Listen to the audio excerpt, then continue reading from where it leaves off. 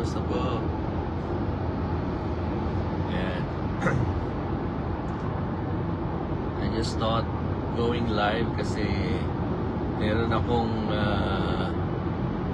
nakausap kahapon ng mga kilalang personality sa loob ng iglesia. And natuwa naman ako kasi salamat sa Diyos.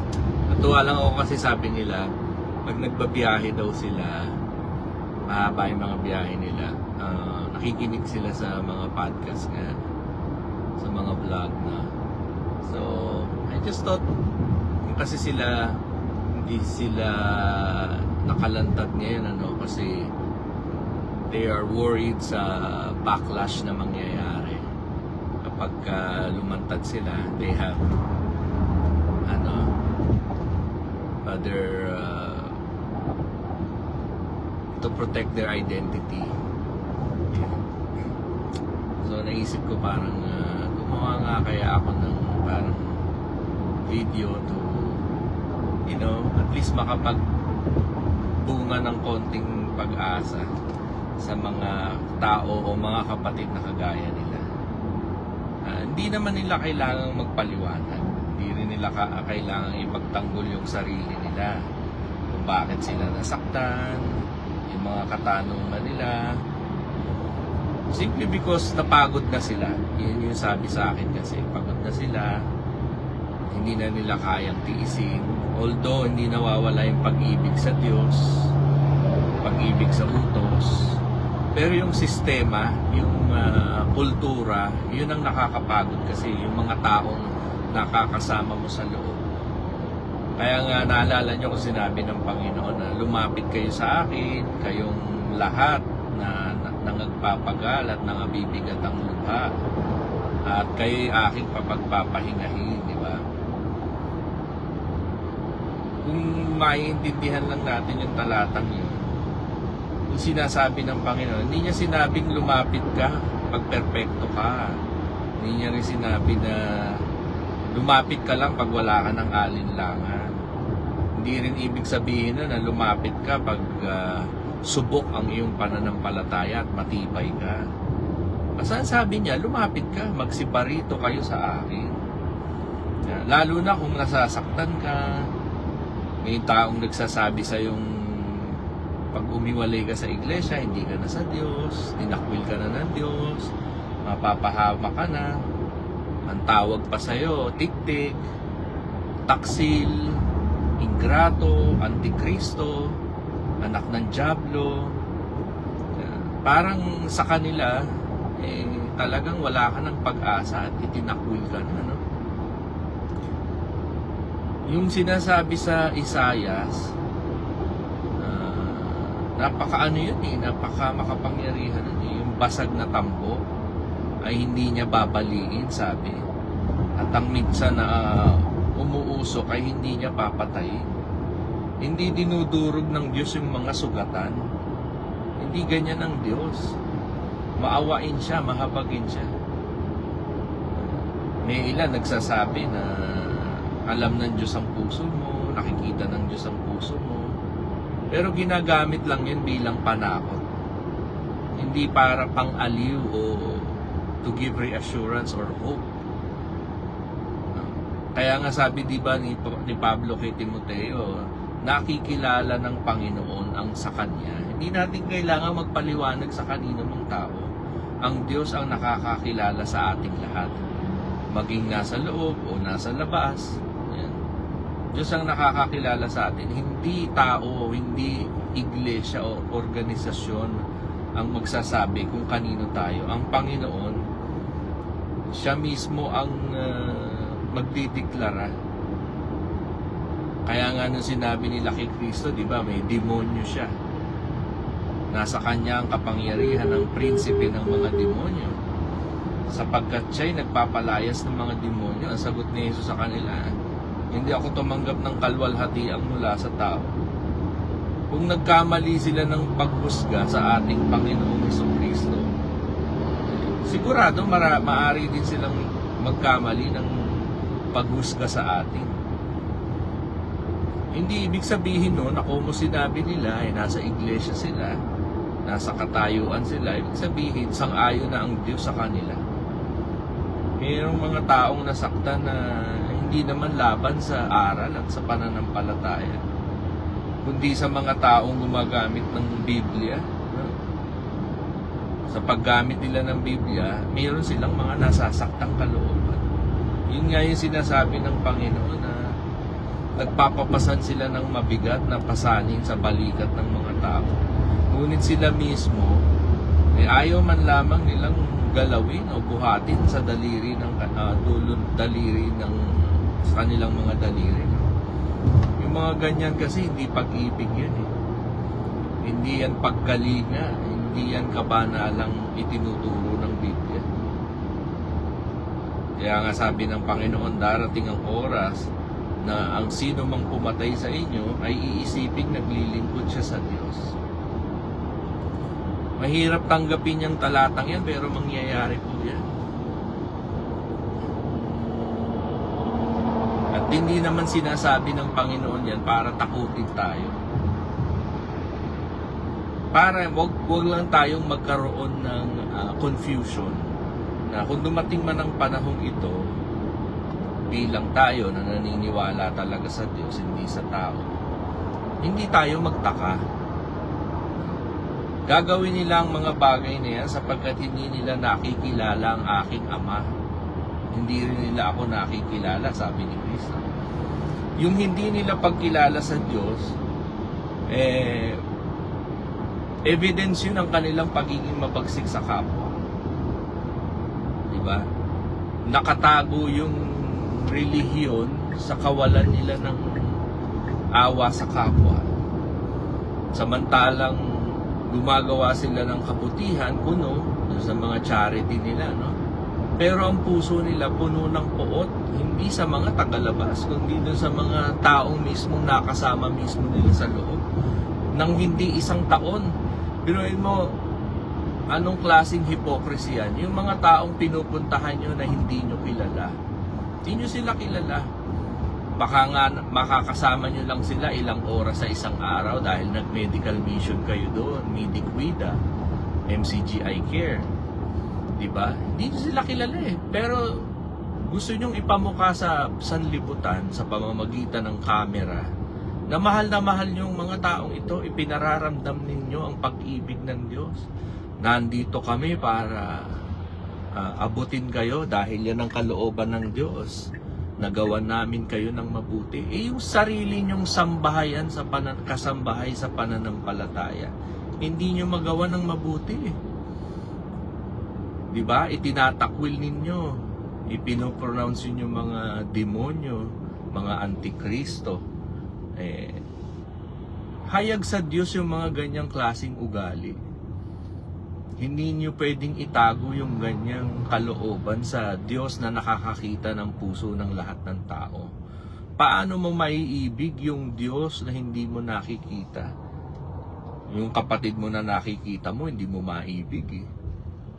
Kaya it's very impossible. Umibig ka sa hindi mo nakikita, yung nakikita mo, hindi mo kayang ibigin. Kaya nga pag tayo tinataboy, hindi tayo, iniiwan tayo, no? Minsan pamilya pa ang nakakaranas nito.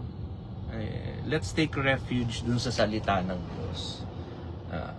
Sabi nga sa 27 Gs ng awit, kahit pabayaan ako ng aking ama't ina, dadamputin ako ng Panginoon. Di ba? Kapag iniwan tayo ng tao, huwag tayo mag-alala mga kapatid. Hindi naman tayo iiwan ng Diyos. Kahit mabigat na ang puso mo. Yung iba kasing mga kapatid na nakakausap ko, ano na sila eh, hindi nila kaya yung mental, emotional stress. Nagbe-breakdown sila, no? Kaya iba, ano na muna eh,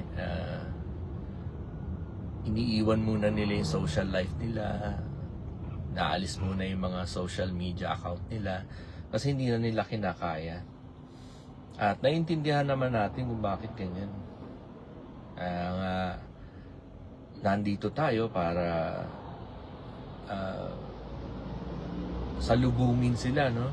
At isang napatunayan ko kasi na yung mga mawawala sa atin, common ito na pag nakikinig ako sa storya ng mga Exeter. At ang maganda nga nito, ang Pause and Ponder, maglalabas, I think nagsimula na sila, no? Naglabas na sila ng isang episode na The Story of My Exit. Ayan. And shout out sa mga nakamonitor, Aling Puring, Jeronimo Arasas, Lou Alonso Matute, and Sismira ng Italy, mga kapatid sa Italy. Yan. At sa mga makakapanood mamaya sa playback. Maganda ito kasi pagka nakikinig ako, nararamdaman ko yung nararamdaman nila, at iisa lang naman ang, hindi naman tayo magkakakilala, no? Pero iisa yung pinagdadaanan nating lahat napakaganda kasi nakaka-comfort ng kalooban na malaman mo na hindi lang pala ikaw ang nagdadaan sa ganong sitwasyon. Yung iba nga lang ngayon pa lang magdaranas nun, at yung iba meron pa kasi silang denial na tinatawag. Alam nila sa sarili nila na meron na talagang mali, meron na talagang hindi tamang iniaaral sa loob. Kaya lang, yung iba undecided pa, hindi nila alam kung anong aksyon ang gagawin nila. Kasi yung iba, mas mahalaga sa kanila yung human connection, yung social life na pag umalis ako, paano na? Mawawala na itong mga itinuturing kong kaibigan. Para sa iyo, kapatid, na lakasan mo ang loob mo. Kasi dapat alalahanin natin yung dahilan kung bakit tayo nag-religion in the first place. Hindi naman ang layunin natin nung pumasok tayo sa iglesia is para magkaroon ng maraming kaibigan. Bunga na lang yan ang pagpasok natin sa relihiyon. Eventually, nagkaroon tayo ng mga ka-close na kaibigan. Pero hindi yan ang unang layunin. Ang unang layunin is magkaroon tayo ng relasyon sa Diyos. Makilala natin ang kanyang kalooban. At pag nakilala natin ang kalooban niya, sa tulong din naman niya, maganap natin yung kanyang mga ipinag-uutos sa atin. Yun ang unang layunin kaya nga, di ba, may mababasa sa Biblia, ang layunin ng ating pananampalataya ay kaligtasan, para magtamo tayo ng kaligtasan. At ngayong nagkaroon na tayo ng kaligtasan, magamit natin yun sa tamang paraan. Huwag tayong magkaroon ng belief na temporal o temporary, na kasi nandito yung magulang ko, nandito yung anak ko, nandito yung mga anak ko. Although may provision din naman na sinasabi ang Biblia about that. Kaya nga nung binabasa ko yung isang parable ni Jesus Christ about yung sabi niya gusto mo, Panginoon, pagbubunutin na namin yung mga pansipanirang damo. Sabi ni Kristo, wag. Bayaan ninyong magsitubo kapwa. Diba? Kasi anuhin naman yan tawag dito, Diyos naman ang magpapasya in the end kung sino talaga yung panirang damo. Kaya nga nagtataka lang tayo kung bakit. Alam nyo na, inyong ariin na ang pagpapahinuhod ng Diyos ay pagliligtas. Kahit sa tingin mo parang lost cause ka na, parang hindi ka na mapapatawad ng Diyos sa lahat ng kasalanang nagawa mo, meron pa ring panahon habang buhay ka pa, kapatid. May ibinibigay pang panahon ng Diyos sa'yo. Yun kasi ang hindi naintindihan ng MCGI. Kinulong tayo sa isang isipan na kung saan pag umalis ka dito, wala ka ng kaligtasan. Hindi. Who are you to decide the salvation and the fate of humanity? Pag hindi naanib o kaya lumabas sa inyong samahan, mapapahamak na. Hindi ganun ang Diyos Habang nagbibigay ng Diyos ang panahon, meron pang pag-asa para sa tao. Meron kasing mga kapatid na nawala na ng pag-asa sa buhay. Nakalimutan na ang pananampalataya sa Diyos. Masyado nang naging technical sa kanilang pag-iisip na kung mali ang iglesia, ibig sabihin mali yung Diyos na sinampalatayanan mo. Pareho pa rin ba yung Diyos na sinampalatayanan mo sa MCGI? Ngayong naliwanagan ka na. Let's not get encumbered with those technicalities. Kasi ako personally, we will never understand God. You know, we seek to establish wisdom and understanding about God. Pero we fail to establish relationship first. Parang isang tao lang yun eh. Paano mo mauunawaan, paano mo makikilala yung isang tao kung wala ka namang relasyon sa kanya? Pwede mong i-claim na kilala mo ang presidente ng Amerika. Ganito ang presidente ng Amerika. Ito ang presidente ng Amerika based on the things you only read and see about the President of the United States. Pero yung magkaroon ka ng relasyon, nakasama mo siya araw-araw, katabi mo siya sa pagtulog, alam mo yung daily routines niya, iba yun. Yun ang nakalimutan ng tao. We only read about God but we fail to establish relationship with God. Yan ang ngayon ang kiniklaim ng mga nasa loob ng relihiyon. Nagiging mabagsik ang tao sa ngalan ng pagkilala sa Diyos. I cannot comprehend this kind of manner of thinking eh. Kaya nga merong mga kasabihan na huwag mong sabihin sa akin kung sino ang Diyos mo. Ipakita mo sa akin ang iyong Diyos. You can quote the Bible verse all you want. You can post it on your social media account. But if you fail to show people kung sino yung kinikilala mong Diyos, sino yung Diyos na sinasampalatayanan mo sa buhay mo, then you fail at establishing your belief in the first place. Ang kailangan natin yung relasyon, yung ugnayan natin sa Diyos. Kung talagang natuto tayo ng kabutihan ng Diyos, nakikilala natin ang Diyos. At yung sinasabi ng Panginoon na gagawin ko kayong aking templo at ang Espiritu ng Diyos magpapahingalay sa inyo, dapat lumiliwanag yung ilaw na yon. Kasi yung ilaw na yon is not a public display of charity. It's not that. Yun nga yung ginagamit na stronghold ngayon ng MCGI. Lumiwanag na gayon ang inyong ilaw sa sanglibutan. Alin? Para magpakita ng public display of charity? Showcase your good works? No. Dahil ang merong Diyos sa buhay, gagawa yan sa may nakakakita o wala. Hindi dahil merong camera is motivated na silang gumawa ng mabuti. Kahit nag-iisa ka lang sa isang lugar sa Albania o sa Italia o sa Europa, kung nasa iyo ang Kristo, nabubuhay sa iyo ang ilaw na yon, liliwanag ka sa dakong yon. At saka bakit tayong matatakot na makisalamuha sa mga taga-sanlibutan? Hindi ba tayo sinugo ng Panginoon? Sabi niya, Behold, I sent you out as sheep amongst the wolves. Dito lang sa amin wala nang panahon dito sa lokal ko sa NLA nung nakaraang Disyembre.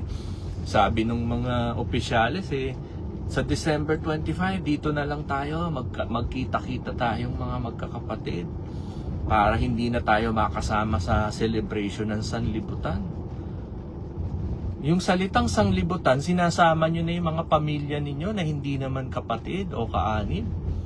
Ayaw nyo na bang makasama yung mga mahal sa buhay nyo sa araw ng 25 just because ang paniniwala ng Katoliko at ng majority ng buong mundo ay Christmas ito, hindi kasang-ayon ng kasulatan?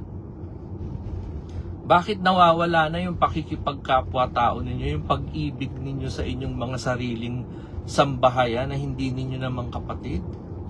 Wala na kayong panahon para makisalamuha. Baka nakakalimutan natin ang aral na tayo ang asin ng sanlibutan. para ma-prevent ang corruption ng sangkatauhan, nilagay tayo ng Diyos sa sanlibutan. Tapos, natatakot naman tayong makisalamuha. No? We prevent being with the people who needed salvation. Kung tataglay natin ang kaligtasan, pataglay natin sa puso natin ang Kristo, bakit natatakot tayong makisalamuha sa mga tao? Hindi ba tayo ang magiging ahente o magiging paraan ng Diyos para mas makakilala ang maraming tao at hindi isang tao lang? Baka kasi sabihin, kaya nga tayo may Bible Expo eh. Hindi Bible Expo lang, ikaw kapatid. Ikaw na kapatid na nandyan sa bansang kinaroroonan mo. Paano mo maipapakilala ang Kristo sa mga taong walang pagkilala kay Kristo? Ikaw ang gagamitin ng Diyos. Lalo na sa mga bansang wala namang broadcast. Diba? Ang totoo, kung talagang epektibo yung broadcast, bakit itinigil? Sinasabi lang na walang itinigil na broadcast, pero marami. Yung mga YouTube channels nga lang natin, wala na eh. At saka yung mga dating video na kung saan yung aral mismo nila ang tumutuligsa sa kanilang sarili. Pinagbubura na yun. Buti na lang na na-save ng mga kasama nating Exeter, ano? Yun lang sigaw ni Best dati eh. Patutunayan ko, sabi niya, na ang sino mang mangangaral na nagpapayaman sa relihiyon, antikristo, sa demonyo ayon sa Biblia. Di ba? Ayan, nandito pala si Brad Badong. Exactly. Paano nila makikita yung liwanag, mabuting pamumuhay kung ina-isolate natin ang ating sarili? Tama. Kaya nga, our mind has been reframed, has been, excuse the word, but I'm gonna use this, we have been brainwashed for a long time. We have been made to believe na ang rhetoric or narrative is according to what they say we have to think.